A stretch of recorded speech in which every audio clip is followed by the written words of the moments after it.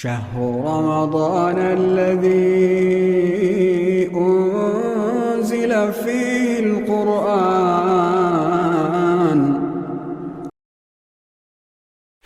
سورہ یونس کے سلسلے میں کل یہ بات ہمارے سامنے آئی تھی کہ یہ مکی سورہ ہے اور اس کا مضمون توحید، رسالت اور آخرت ہے۔ اس حوالے سے کچھ باتیں ہمارے سامنے آئی تھی۔ آج بات ہم شروع کریں گے اس سورہ کی ایک مشہور آیت کریمہ سے۔ آیت الا ان اولیاء اللہ لا خوف علیہم ولا هم یحزنون۔ سنو، اللہ کے اولیاء کو نہ کوئی خوف ہے اور نہ ہی وہ غم زدہ ہوں گے۔ الذین آمنوا وکانوا یتقون، جو ایمان لے آئے اور جو ڈرتے رہتے ہیں، تقوی کے سائے میں زندگی گزارتے ہیں۔ کہا کہ ان کے لیے دنیا کی زندگی میں خوشخبری ہے اور آخرت میں بھی ہے۔ اللہ کے کلمات میں کسی قسم کی کوئی تبدیلی نہیں ہو سکتی ہے اور یہی بڑی کامیابی ہے۔ یہ 3 آیات ہیں، 62، 63 اور 64 نمبر کی آیات۔ امام ابن حزم رحمۃ اللہ علیہ تاریخ اسلامی کے بہت بڑے عالم گزرے ہیں، تو ان کی ایک کتاب ہے السیر والاخلاق۔ انہوں نے لکھا کہ آدمی کی جو بھی محنتیں ہوتی ہیں اور جس قسم کی بھی محنتیں ہوتی ہے، محنتوں کا مقصود یہی ہوتا ہے کہ آدمی خوف سے نجات پا جائے اور غم سے نجات پا جائے۔ ساری محنتوں کے پیچھے مقصد یہی ہوتا ہے۔ خوف کیا ہے؟ تو آئندہ سے متعلق اندیشہ، اور غم کیا ہے؟ تو آئندہ پیچھے کوئی بات پیش آ گئی ہے، مصیبت پیش آ گئی ہے، اس کو لے کر آدمی سوچتا رہتا ہے اور پریشان رہتا ہے۔ امام ابن حزم رحمۃ اللہ علیہ کہتے ہیں کہ ہر آدمی یہ چاہتا ہے کہ اس کے سامنے کوئی خوف بھی نہیں ہو، کسی اندیشے میں نہیں رہے وہ، اور کوئی غم بھی اس کو نہیں ہو۔ یہاں اللہ تعالیٰ نے اس کا نسخہ بتایا ہے۔ نسخہ کیا ہے؟ تو نسخہ یہ ہے کہ اللہ کی ولایت حاصل کر لو، غم سے بھی چھٹکارا مل جائے گا اور خوف اور پریشانی سے بھی محفوظ ہو جاؤ گے۔ کیا ہونا ہے؟ اللہ کا ولی ہونا۔ الا ان اولیاء اللہ لا خوف علیہم ولا هم یحزنون۔ تو ان دونوں چیزوں کو اپنا لو، دنیا میں بھی خوف اور اندیشہ نہیں رہے گا اور آخرت میں بھی حفاظت اس سلسلے میں ہوگی۔ ظاہر سی بات ہے کہ ایمان والا جو اللہ کا ولی ہے نا، اس کو تو اطمینان ہوتا ہے، اس لیے کہ اس کا مطمئن نظر اصل میں دنیا نہیں ہوتی ہے۔ اس کے بالمقابل کافروں کی نگاہوں کے سامنے دنیا ہی ہوتی ہے، یہی بننا ہے، یہی بگڑنا ہے، یہی سب کچھ کرنا ہے، آگے کچھ ہے نہیں۔ تو آگے کچھ نہیں ہے، اس لیے کیا ہے؟ مل گیا تو بہت اچھا ہے، اور نہیں ملا تو پھر کیا ہے؟ غم ہی غم ہے، پریشانی پریشانی۔ ایمان والوں کا معاملہ اس سے برعکس ہوتا ہے۔ آخرت کی زندگی ان کے سامنے ہوتی ہے اور ایمان والے کو یہ بات معلوم ہوتی ہے کہ یہ دنیا میں جتنا بھی غم ہو جائے، جتنی بھی تکلیفیں اور پریشانیاں آ جائے، جنت کی ایک ڈبکی، نبی صلی اللہ علیہ وسلم کی صحیح مسلم میں روایت کہ جنت کی ایک ڈبکی ساری پریشانیوں کو دور کرنے کے لیے کافی ہو جائے گی۔ نبی صلی اللہ علیہ وسلم نے کہا کہ دنیا کے سب سے تنگ حال اور پریشان حال شخص کو، جس نے کبھی راحت نہیں دیکھی ہوگی، اس کو اللہ تعالیٰ کہے گا اس کے بارے میں فرشتوں کو کہ ذرا اس کو جنت میں داخل کرو اور پھر نکال کے لے آؤ، اور پھر اس سے پوچھے گا یا ابن آدم هل رأيت خيرا قط، هل مر بك نعیم قط، اے آدم کے یہ بیٹے بتلا کہ تو نے کوئی بھلائی دیکھی کبھی اور کسی نعمت سے تمہارا سابقہ ہوا ہے؟ تو کیا کہے گا وہ؟ لا واللہ یا رب، قسم ہے اللہ کی نہیں میرے رب، میں نے کوئی تکلیف دیکھی نہیں۔ کون ہے یہ؟ تو جس کی پوری زندگی تکلیف میں ہے۔ تو اگر ظاہری طور پر یہ تکلیف ہو تب بھی، لیکن ظاہری طور پر بھی تکلیف سے اللہ نجات دے گا یہاں، کس بنیاد پر؟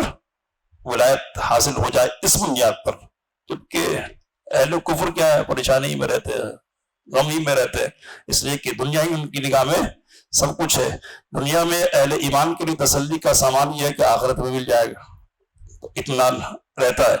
دنیا میں اہل ایمان کے لیے تسلی اس بات میں ہے کہ ہم کچھ بھی کریں، اللہ نے جو کچھ لکھ دیا نا وہ تو ملنے ہی والا ہے، اور جو اللہ نے نہیں لکھا ہے نا وہ تو مل کر نہیں رہنے والا ہے۔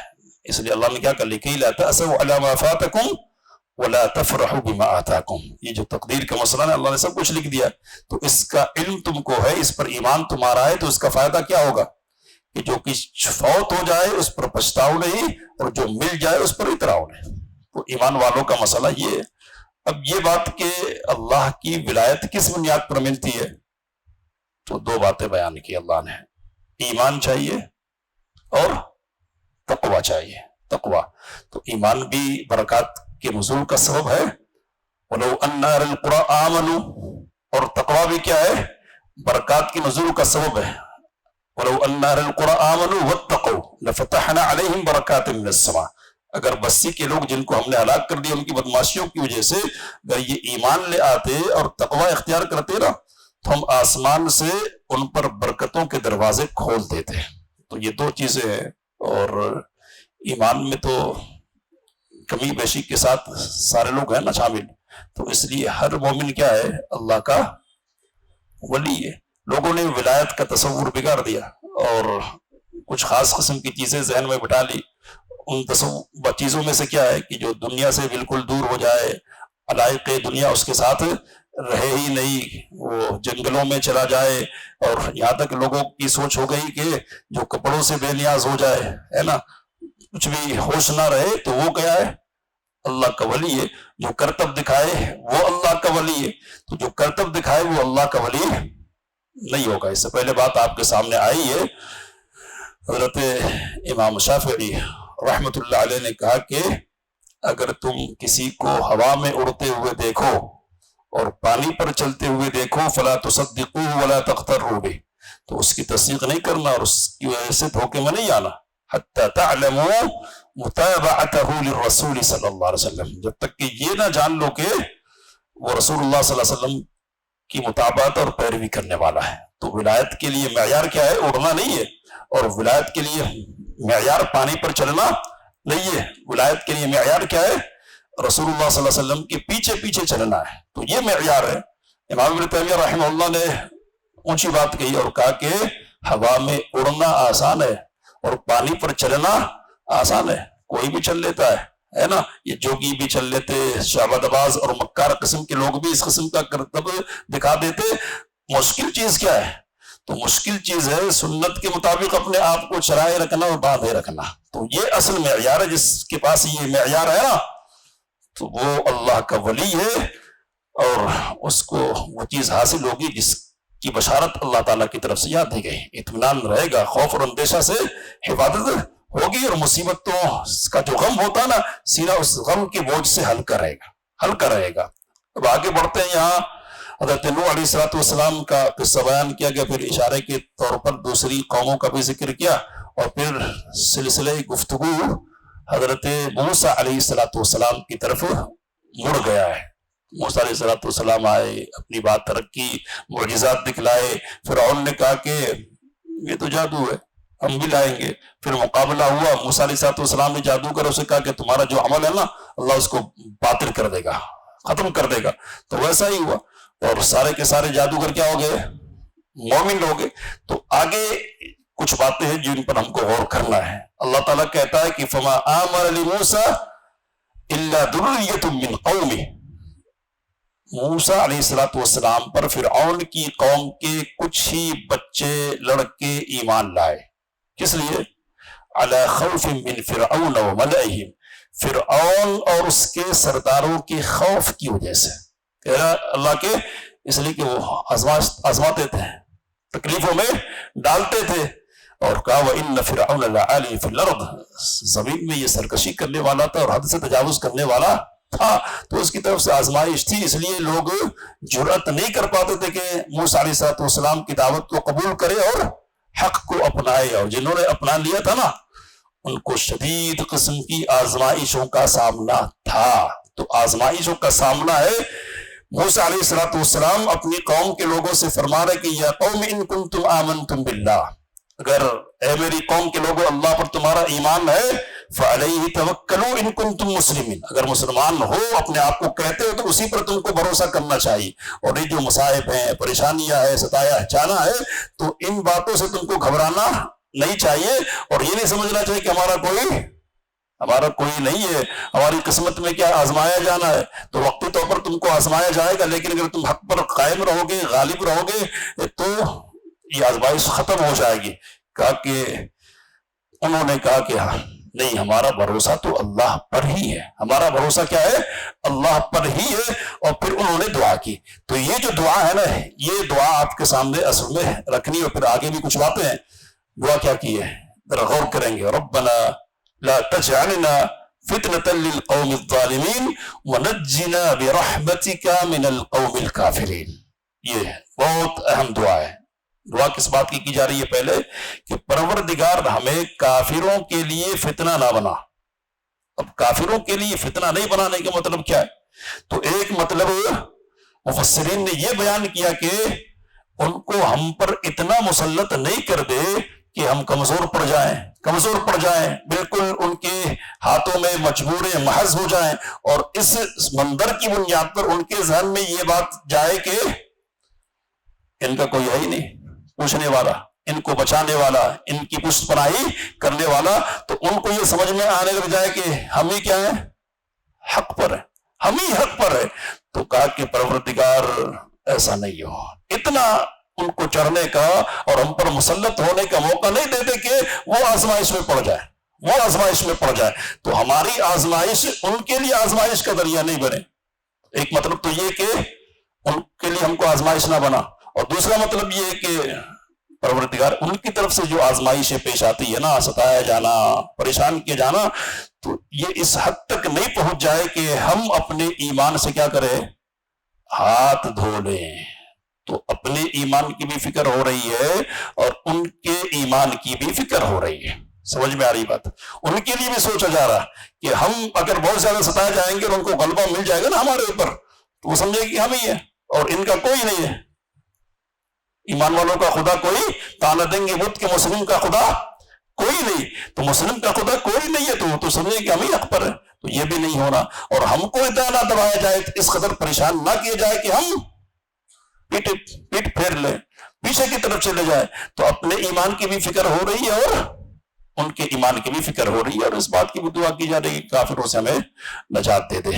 نجات اچھی چیز ہے، پریشانی میں پڑنا کوئی اچھی چیز نہیں ہے، خطرات ہوتے ہیں۔ اب آگے اللہ تعالیٰ یہ کہہ رہا کہ ہم نے موسیٰ علیہ السلام اور ان کے بھائی کی طرف وحی کی کہ اپنی قوم کے لیے کچھ گھروں کو ٹھکانہ بنا لیجئے۔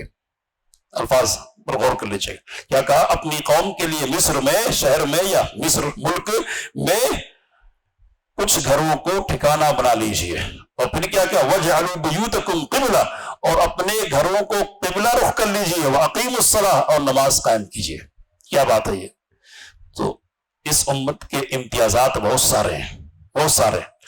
ان امتیازات میں سے ایک امتیاز یہ بھی ہے کہ ہمارے لیے اس بات کی پابندی نہیں ہے کہ نماز کا وقت ہوگا تو نماز ہوگی تو مسجد ہی میں ہوگی، کہیں اور نہیں ہو سکتی ہے۔ وَجُعِلَتْ لِيَ الْأَرْضُ كُلُّهَا مَسْجِدًا وَطَهُورًا، میرے لیے ساری کی ساری زمین کیا کر دی گئی ہے؟ مسجد بنا دی گئی، کہیں بھی وقت ہو جائے نماز کا وقت نماز پڑھ سکتے ہیں، نبی صلی اللہ علیہ وسلم نے ارشاد فرمایا۔ لیکن پہلی امتوں کے لیے یہ رخصت اور اجازت نہیں تھی، کہاں پڑھنا ہے؟ تو مخصوص گھر جو اللہ کی عبادت کے لیے تعمیر کیا گیا ہوگا اس گھر میں ہی پڑھنا ہے، وہی پڑھنا ہے۔ اب آزمائش کی صورت یہ ہے کہ فرعون یہ منظر دیکھنے کے لیے تیاری نہیں ہے، اس کو یہ بات گوارا ہی نہیں ہے کہ ایسے گھر میں لوگ جمع ہو کے جس گھر میں جمع ہو کر اس کی ربوبیت کو چیلنج کیا جائے. وہ کیا کہہ رہا ہے؟ میں رب ہوں. اور یہاں ٹھہر کر لوگ اللہ کے سامنے کیا کہتے ہیں؟ کیا کہتے ہیں؟ رب کون ہے؟ اللہ ہے. تو اس کا گن گان ہو رہا اور یہ چاہ رہا کہ ہمارا گن گایا جائے، تو کیسے برداشت کرے گا؟ تو اس لیے بنی اسرائیل پر اس نے اس بات کو تنگ کر دیا تھا کہ وہ ایک جگہ جمع ہو کر کیا کرے؟ نماز پڑھے، عبادت کے لیے وہ جمع ہو. تو اللہ تعالیٰ نے حکم دیا، کیا کہا کہ کچھ گھروں کو، سارے گھروں کو نہیں. تو اجتماعیت اب بھی قائم رکھنی ہے. مفسرین نے کہا کہ اجتماعیت اب بھی قائم رکھنی ہے. اجتماعیت کس لیے ہے؟ تو اجتماعیت اس لیے کہ حالات کیا چل رہے ہیں، کس کے ساتھ کیا پریشانیاں ہیں، کس قسم کے حالات کا سامنا ہے وغیرہ، اس کا علم ہوتا رہے آپس میں، ایک دوسرے کا دکھ درد بڑھتا رہے. اس لیے اور پھر یہ کہا کہ جتنے گھر ہیں نا مومنین کے، اہل ایمان کے، سب کا رخ کدھر کر دو؟ قبلہ کی طرف. کس لیے؟ تو اس کے کارندے پھر رہے ہیں، جاسوس مقرر ہے، وہ نظر رکھے ہوئے کہ فلاں جگہ جمع ہو رہے ہیں. تو پتا چلا کہ چھاپا پڑ گیا اور فلاں گھر میں جمع ہو رہے تھے تو اس گھر کے کیا کر لیا گیا؟ گھیر لیا گیا. تو اگر ادھر چھاپا پڑا تو دوسری طرف پڑیں گے. سمجھ میں آ رہی بات؟ تو سارے گھر اگر قبلہ رخ ہوں گے نا تو کہیں بھی جمع ہو جائیں گے. تو اصل تو کچھ ہی گھر میں جمع ہونا ہے، سب گھر میں اکیلے نہیں نماز پڑھنی ہے، لیکن قبلہ رخ سب گھر کو کرنا ہے تاکہ ضرورت پڑے تو کسی بھی گھر کو کیا ہے؟ عبادت کے لیے، اجتماع کے لیے استعمال کیا جائے. کہا کہ واقیم الصلاۃ، نماز قائم کرنی ہے. تو مفسرین نے لکھا کہ ہمارے لیے غور اور فکر کی بات یہ ہے کہ ان حالات میں بھی باجماعت نماز قائم کرنے کا حکم دیا جا رہا ہے. کیا ہے؟ باجماعت. اس لیے کہ اقیم الصلاۃ کہہ رہے، نماز پڑھنے کی بات نہیں ہو رہی ہے، بلکہ کس بات کی؟ نماز قائم کرنے کی. اور نماز کا قیام کیا ہے؟ تو نبی صلی اللہ علیہ وسلم کی ایک بہت مشہور حدیث ہے، ہم سنتے رہتے ہیں، سووا صفوفکم فإن تسویۃ الصفوف من اقامت الصلاۃ. نماز صفوں کو درست کرو، اس لیے کہ صفوں کی درستگی کیا ہے؟ صفوں کو درست کرنا کیا ہے؟ یہ اقامت صلاۃ میں سے. تو اقامت صلاۃ کیا ہے؟ جماعت کے ساتھ، صف بندی کے ساتھ ہوتی ہے. کیا کر نماز قائم کرو. کہنے والے نے کہا، لکھنے والے نے لکھا کہ نماز تنہا وہ عبادت ہے کہ جس کی بنیاد پر آدمی کبھی بھی کہیں بھی اپنے رب سے جوڑ سکتا ہے اور اپنا کنیکشن اللہ سے مضبوط کر سکتا ہے، جوڑ سکتا ہے. زکوٰۃ بھی فرض ہے نا، فرض مالداروں پر لیکن فرض ہے، اور سال میں ایک ہی مرتبہ ادا کرنی ہوتی ہے. روزہ بھی فرض ہے لیکن سال میں ایک مرتبہ. نماز کو وسیع ہے تو 5 وقت ہے اور کوئی وقت متعین نہیں ہے، کبھی بھی پڑھ سکتے ہو ممنوع اوقات کے علاوہ. تو یہ وہ عبادت ہے جو ہمیشہ رب سے جوڑنے کا ذریعہ ہے. نبی کریم صلی اللہ علیہ وسلم کا جو اسوہ اس سلسلے میں ہمارے لیے وہ کیا ہے؟ تو نبی کریم صلی اللہ علیہ وسلم کو اسوہ بیان کرتے ہوئے کہتے رہتے ہیں انس رضی اللہ تعالیٰ عنہ کہ کلما حزبہ امر فزع الی الصلاۃ. جب بھی کوئی معاملہ درپیش ہوتا نبی کریم صلی اللہ علیہ وسلم کو، کوئی پریشان کن بات سامنے آتی نا، فوری طور پر نماز کا سہارا لیتے. کدھر جاتے؟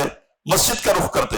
ہوا چلتی تیز، بجلی چمکنے لگتی، کڑکنے لگتی تو فوری طور پر مسجد کا رخ کرتے. نبی کریم صلی اللہ علیہ وسلم کہتے کہ ایک قوم تھی کہ جس قوم نے ہوا کو دیکھ کر کہا کہ کیا ہے عارض ممطرنا، یہ بارش ہے جو ہم پر برسنے والی ہے، لیکن یہ ہوا نہیں تھی بلکہ اللہ کا عذاب تھا. تو مجھے ڈر لگتا کہ کہیں جو ہوا چل رہی ہے نا، یہ جو بجلی کا کڑکنا اور بجنا ہے نا، کہیں اس میں اللہ کا عذاب نہ ہو. جب بھی کوئی معاملہ پیش آتا، کوئی پریشانی کی صورتحال پیش آتی، کدھر جاتے؟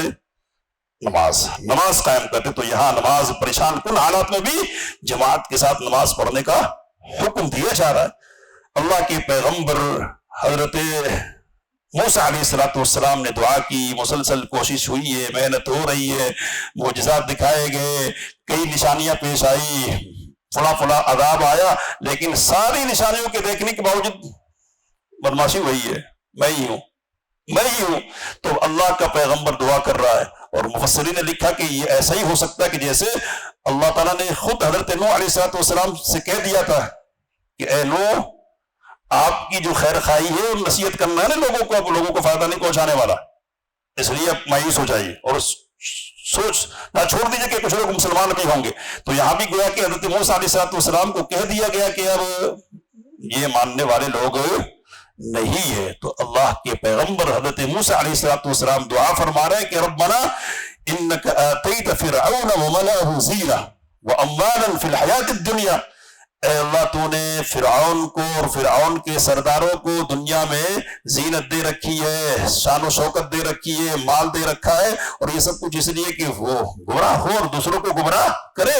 تو اے اللہ بہت ہو گیا، اب ان کے مال کو فنا کر دے اور ان کے دلوں کو بالکل سخت کر دے اور یہ اب ایمان لانے کی پوزیشن میں نہیں رہ جائے. اللہ تعالیٰ نے فرمایا کہ قد اجیبت دعوتکما، تم دونوں کی دعا قبول کر لی گئی. تو حضرت ہارون علیہ السلام بھی گویا کہ دعا کر رہے، دونوں دعا کر رہے، اور بعض لوگوں نے کہا کہ ایک دعا کر رہے تھے اور دوسرے آمین کر رہے تھے. تو کوئی روایت تو صحیح اس سلسلے میں نہیں، لیکن برحال ایک رائے ہے یہ. اللہ نے کہا کہ قبول کر لی گئی، لیکن فاستقیما، آپ بالکل جمے رہیں، استقامت رکھیں. کس مسئلے میں؟ کہ دعوت کا کام چھوڑنا نہیں ہے، اس سے پیچھے ہٹنا نہیں ہے. یا یہ مطلب یہ بیان کیا کہ جو دعا کی ہے نا تو کرتے رہیے دعا، مسلسل تسلسل کے ساتھ یہ دعا جاری رکھیے. اکتائیے نہیں کہ آج کیا، کل بھی کیا اور پرسوں بھی کر کے دیکھ لیا، کر رہا ہوں لیکن کچھ اثر دکھنے کو مل ہی نہیں رہا، تو کرنے کا کیا فائدہ؟ نا جو کام کر رہے ہیں نا کرتے رہیے، کرتے رہیں گے. تو پھر کیا ہو گیا؟ وہ دن آیا کہ جب بن اسرائیل کو لے کر حضرت موسیٰ علیہ السلام مصر سے نکلے اور فرعون اپنے لاؤ اور لشکر کے ساتھ نکلا، بلکہ قرآن مجید کے الفاظ میں نکلا نہیں بلکہ نکالا گیا. فاخرجناہم، ہم نے ان کو نکالا، تو نکالا گیا اس کو. اور تو منظر یہ آیا کہ سمندر میں راستے بن گئے ہیں، بنی اسرائیل کے لوگ پار کر رہے ہیں. اب یہ بھی گھس گیا، کس گمان میں تھا؟ اللہ عقل کو خراب کر دیتا ہے. یہاں بھی اس کو سمجھ میں نہیں آیا کہ اب میں پھندے میں آ رہا ہوں، تو یہ بھی گھس گیا اپنے لشکر کے ساتھ. اور جب بیچ میں بالکل ہو گیا نا تو اللہ نے سمندر کے دونوں پارٹوں کو ملا دیا، اور جب مل گئے پاڑ دونوں تو پھر کیا منظر ہے وہ دیکھنے کا. کہا کہ اللہ تعالیٰ کہتا ہے کہ حتیٰ اذا ادرکہ الغرق، جب غرق نے اس کو دبوچ لیا، پکڑ لیا، اب اس کو سمجھ میں آ گیا کہ اب تو نہ آگے جانا ہے نہ پیچھے جانا ہے، بچنے کا سامان کوئی نہیں رہ گیا ہے. تو اب کیا ہے؟ قال آمنت، میں ایمان لے آیا، انہ لا الہ الا الذی آمنت بی بنو اسرائیل، اس پر ایمان لے آیا کہ جس پر بنو اسرائیل کا ایمان ہے، اس کے علاوہ کوئی معبود برحق نہیں ہے. وانا من المسلمین، اور میں مسلمانوں میں سے ہوں. تو بعض مفسرین نے لکھا کہ تین مرتبہ کہہ رہا ایمان کی بات ہے. آمنت لا الہ الا ہوا، یہ بھی ایمان، اور پھر انا من المسلمین، اب بھی ایمان. اللہ کی طرف سے کہا گیا کہ الان اب ایمان کی بات کر رہا ہے. اب تک تو بدماشیاں کرتا، وقد عصیت من قبل وکنت من المفسدین. اب نہیں، فالیوم ننجیک ببدنک لتکون لمن خلفک آیا، اب ہم تیرے جسم کو بچائیں گے، نجات دے دیں گے، تاکہ تو اپنے بعد والوں کے لیے نشان عبرت بن جائے. ترمذی کی روایت ہے، علامہ البانی رحمۃ اللہ علیہ نے روایت کو صحیح کہا کہ جبرائیل علیہ السلام نے نبی اکرم صلی اللہ علیہ وسلم سے فرمایا کہ اے کاش وہ منظر آپ کے سامنے ہوتا کہ جب میں نیچے سے کیچڑ اٹھا رہا تھا اور فرعون کے منہ میں ڈال رہا تھا. کیوں کہ اس کے منہ سے لا الہ الا نہیں نکلے، لا الہ الا نہیں نکلے، اور اللہ کی رحمت کا مسئلہ ہے نا، تو لا الہ نکل جائے اور اللہ کی رحمت نہ کر دے. اب یہ اتنی پرخاش کیوں ہے؟ فرشتے کو بھی تکلیف کیوں ہے؟ تو اس کی سرکشی انتہا کو پہنچے ہوئے تھے، اس نے اللہ کے بندوں پر بہت ظلم ڈھایا تھا. تو یہ جو ظلم ہوتا ہے نا زمین پر، تو یہ نہ سمجھے کہ جو مظلوم ہوتے ہیں نا وہی دکھ اٹھاتے ہیں، پوری کائنات دکھ اٹھاتی ہے. آسمان کے لوگ بھی دکھ اٹھاتے ہیں اور زمین کی دیگر مخلوقات کو بھی تکلیف پہنچتی ہے. اب ان کی زبان ہم تک پہنچتی نہیں ہے، وہ کیا کہتے اور کیا فریاد کرتے ہم کو پتا نہیں چلتا. لیکن پھر کیا ہوتا ہے جب اللہ کے انتقام کی لاٹھی چلتی ہے نا، اور یہ منظر سامنے آتا کہ کوئی عہدہ کام نہیں آتا، کوئی سرداری کام نہیں آتی، لشکر اور لاؤ کام نہیں آتا نا، تو نبی اکرم صلی اللہ علیہ وسلم کے الفاظ میں کہتے کہ فاجر شخص جب مرتا ہے تو شجر حجر زمین کی ساری چیزیں اس سے آرام محسوس کرتی ہے کہ اللہ کا یہ دشمن چلا گیا اور اس سے ہم کو عافیت مل گئی. اور ایک اور روایت ہے کہ نبی کریم صلی اللہ علیہ وسلم نے کہا کہ مستریح او مستراح من، یا تو خود آرام پانے والا ہے یہ، یا اس سے آرام پا لیا گیا ہے، آرام پا لیا گیا ہے. حضرت عمر بن خطاب رضی اللہ تعالیٰ عنہ کہنے لگے کہ یہ کیا ہے مستریح اور مستراح من؟ تو کہا کہ اگر یہ نیک تھا تو دنیا کی تکلیفوں سے اس نے آرام پا لیا، اور اگر یہ بدماش تھا نا تو دوسرے شجر حجر وغیرہ دیگر مخلوقات اس سے آرام پا گئی ہے. تو آج زمین کو اس سے آرام مل گیا ہے، اور اللہ کے فرشتے بھی کیا خوشی محسوس کر رہے ہیں، خوشی. اب یہ خوشی کا دن کون سا تھا؟ کون سا تھا وہ تو معلوم ہے ہم کو کون سا تھا. تو یوم عاشورہ، محرم کی 10ویں تاریخ ہے. اسی خوشی کی بنیاد پر کیا ہے روزہ رکھا جاتا ہے. موسیٰ علیہ السلام نے رکھا، ان کی قوم کے لوگوں نے رکھا، اور نبی کریم صلی اللہ علیہ وسلم نے ان کو دیکھنے کے بعد کیا فرمایا؟ انا حق بموسیٰ منکم، تم موسیٰ علیہ السلام کی خوشی میں روزہ رکھتے ہو تو تم سے زیادہ حق ہم کو ہے کہ ہم موسیٰ علیہ السلام کی خوشی میں اپنے آپ کو شامل اور شریک کریں. تو یہ قصہ ہے، عبرت کا نقشہ ہے جو ہمارے سامنے ہے. آخری وقت میں جب مشاہدہ غیب مشاہدے میں تبدیل ہو جائے نا، اس وقت کا ایمان قابل قبول نہیں ہوتا. اب آگے ایک قصہ ہے، اس قصے میں سے تھوڑی سی پریشانی ہوتی ہے لیکن آسان حل بھی علماء نے بتایا ہے. وہ قصہ کیا ہے؟ تو یونس سورہ کا نام ہے. یونس علیہ السلام کا قصہ یہاں آخر میں بتایا گیا. اللہ نے کہا کہ کیوں ایسا نہ ہوا کہ کسی بستی پر اللہ کا عذاب آیا ہو اور عذاب کے آنے سے پہلے اس بستی نے کیا کر لیا ہو؟ ایمان قبول کر لیا ہو، تو ایمان اس کو فائدہ پہنچا. کبھی ایسا نہیں ہوا. اڑے رہے، جمے رہے، بدماشی پر ٹکے رہے، عذاب آیا اور کام کر کے چلا گیا، سوائے قوم یونس کے. یونس علیہ السلام کی قوم کے کسی کے ساتھ بھی ایسا نہیں ہوا کہ ایمان لائی ہو، کوئی قوم لے آئی ہو اور اس کو ایمان لانا فائدہ پہنچایا ہو. تو اب یہ مسئلہ کیا ہے؟ کیا اللہ کا عذاب آنے کے بعد ایسا ہوا ہے کہ دوسری قوموں کے بالمقابل ان کو ذرا کہ چھوٹ دی گئی؟ اور اس چھوٹ کی وجہ یہ سمجھ میں آ سکتی ہے ظاہری طور پر کہ حضرت یونس علیہ السلام اللہ کا حکم پائے بغیر بستی سے نکل گئے تھے، ہے نا؟ پائے بغیر بستی سے نکل گئے، نہیں مان رہے، سمجھا لیا پورا. اب کیا ہے، میں تو جاتا ہوں، اللہ کے عذاب کا انتظار کر رہا. تو جو کہہ کے چلے گئے اپنے میں. نبی کریم صلی اللہ علیہ وسلم کو اللہ تعالیٰ نے کہا کہ وَلَا تَكُنْ كَصَاحِبِ الْحُوتِ، وَلَا تَكُنْ كَصَاحِبِ الْحُوتِ، مچھلی والے کی طرح نہیں ہونا. آپ کیا مطلب ہے؟ جلدی نہیں کرنا ہے، جلدی. تو یہ عذر ایک ہو سکتا ہے ان کے پاس. تو جب انہوں نے دیکھا کہ بادل چھا گئے ہیں اور عذاب، تو اپنے جانوروں، مویشیوں، ساری چیزوں کے ساتھ میدان کی طرف نکل گئے اور توبہ استغفار کرنے لگے اور ایمان کا. تو اللہ نے کیا کر دیا؟ ایمان عذاب ان سے دور کر دیا. اور دوسری بات جو سیدھی ہے وہ یہ ہے کہ نہیں، اللہ کے پیغمبر نے ان کو دھمکی دی نا، اللہ کے پیغمبر نے ان کو دھمکی دی تو ان کو یقین تھا کہ یونس جھوٹا تو نہیں ہے. کیا یونس جھوٹے نہیں ہے، اور انہوں نے جو بات کی ہے ہمیشہ وہ سچی کی ہے. تو عذاب کی دھمکی دے کر گئے نا تو عذاب آئے گا. تو آنے سے پہلے ہی انہوں نے کیا کر لیا؟ اپنے بچاؤ کا سامان کر لیا. تو یہ قوم اس اعتبار سے گویا کہ مستثنا اور الگ ہوئی کہ دوسری قومیں اڑی رہی، دھمکی کے باوجود اپنی جگہ پر قائم رہی. اور اس قوم کو توفیق اللہ کی طرف سے یہ مل گئی کہ دھمکی سے یہ ڈر گئی، اور عذاب کے آنے سے پہلے ہی اس نے کیا کر لیا؟ اپنے بچاؤ کا سامان کر لیا. اب آگے سورہ ہود ہے. نبی کریم صلی اللہ علیہ وسلم سے سیدنا ابو بکر صدیق رضی اللہ تعالی عنہ نے پوچھا کہ اے نبی کریم صلی اللہ علیہ وسلم، آپ بوڑھے ہو گئے، بوڑھے نظر آنے لگے، بوڑھے، کیا بات ہے؟ تو کہا کہ شیبتنی ہود، مجھے ہود نے، یعنی سورۃ ہود نے، والواقعہ وعما یتساءلون والمرسلات واذا الشمس كورت، اس طرح کی صورتوں نے مجھے بوڑھا کر دیا ہے. تو جن صورتوں کا ذکر نبی کریم صلی اللہ علیہ وسلم نے کیا نا کہ بوڑھا کر دیا ہے، فکر مجھ پر لاحق کر دی ہے مجھ میں، ان صورتوں میں سے یہ سورہ بھی ہے، سورہ ہود بھی. جو صورتیں دوسری ہیں ان میں قیامت وغیرہ اور جزا سزا کا ذکر ہے، اور یہاں انبیاء کرام علیہم الصلاۃ والتسلیم کا قصہ ہے. قوموں کا رویہ، کتنی محنت ہوئی، کیا انداز اختیار کیا گیا سمجھانے کا، لیکن سارے انداز غلط، ساری کوششیں ناکام۔ 950 سال اللہ کا ایک بندہ محنت کرتا ہے اور رزلٹ کیا آتا ہے؟ تو وما آمن معہ الا قلیل، تھوڑے لوگ ایمان لائے۔ کتنے؟ تو مفسرین لکھے کہ صرف 80 لوگ۔ کتنے سالوں میں؟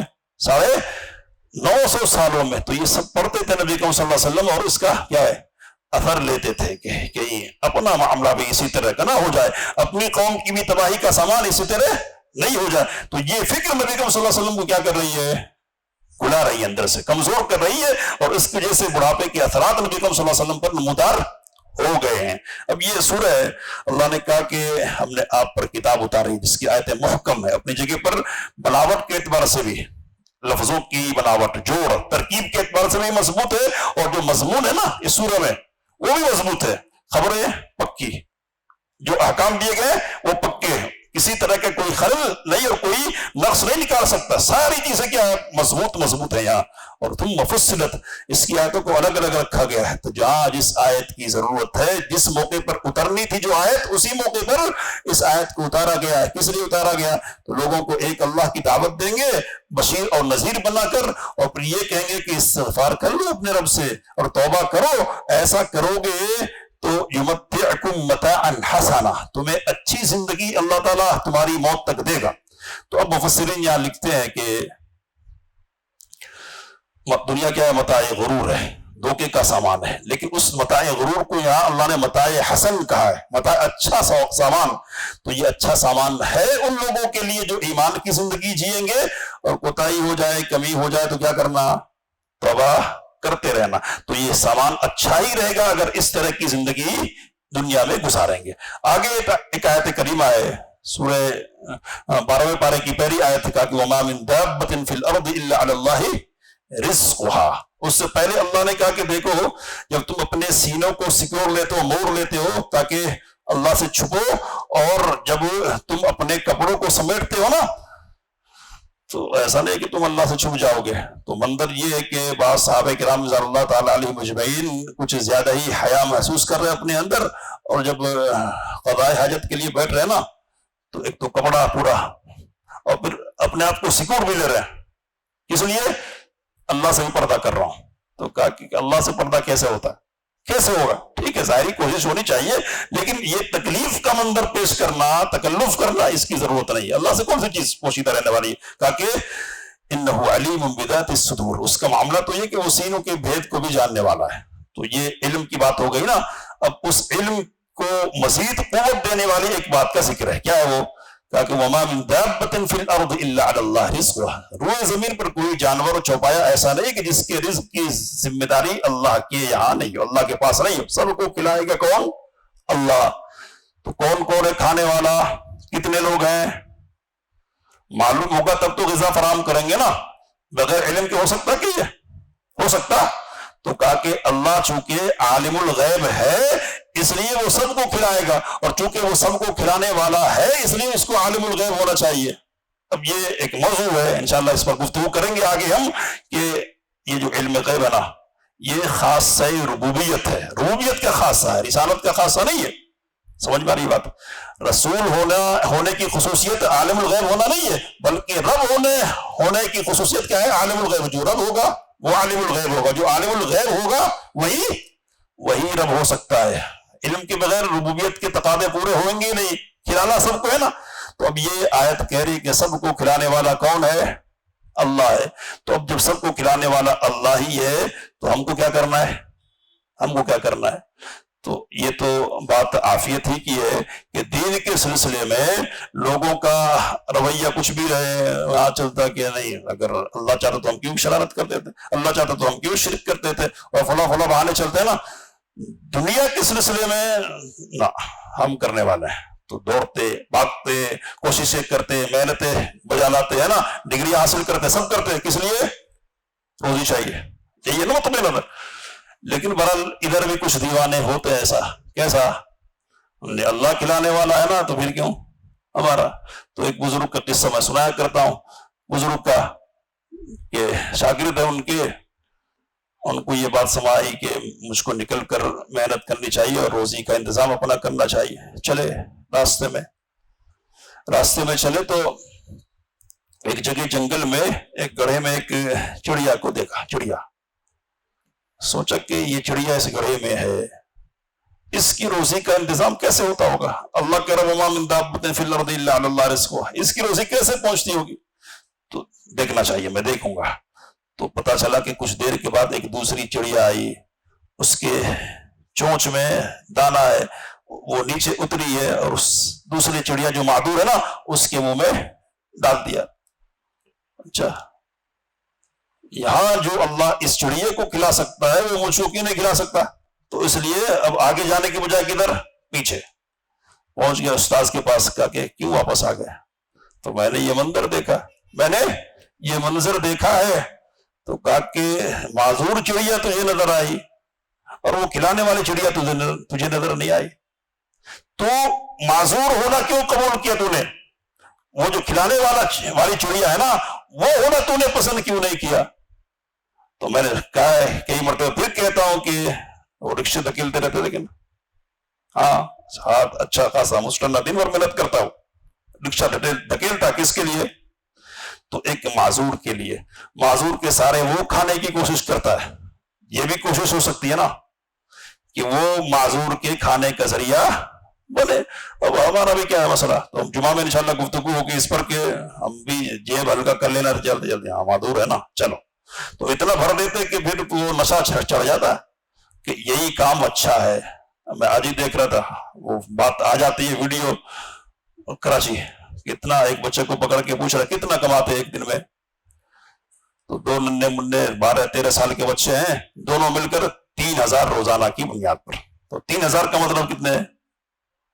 90,000. اب بندہ کہہ رہا کہ یہاں گریجویٹ کوئی ہو، ابھی اس وقت کی جو صورتحال بے روزگاری کی ہے، کوئی کہہ سکتا کہ میں 50,000 کما سکتا ہوں؟ اس وقت کی جو صورتحال ہے، وہاں کا حال یہاں کا حال ایک ہی بنا ہوا ہے. یہاں کتنا آسان ہے ہمارا. تو کہا کہ ذرا سوچو اور غور کرو، جو اپنے رشتے دار ہیں نا، جو قریب ہیں، ان کو دیں گے. اب ایسے مانگنے والوں کو دیں گے تو قوم کیسے ترقی کرنے والی ہے؟ کیسے؟ اور مال مفت دل بے رحم، یہ مسئلہ رہے گا. تو اللہ نے رزق کی ذمہ داری لی ہے، لیکن ہم کو اپنی محنت آپ کرنی چاہیے. اور چڑیا جو دانا ڈالنے والی ہے نا وہ بننا چاہیے، دانا لینے والا چڑیا نہیں بننا چاہیے. مجبوری اپنی ہے، حالات اپنے، لیکن اپنی کوشش اس بات کی ہونی چاہیے کہ اپنی روزی کا انتظام خود کیا جائے.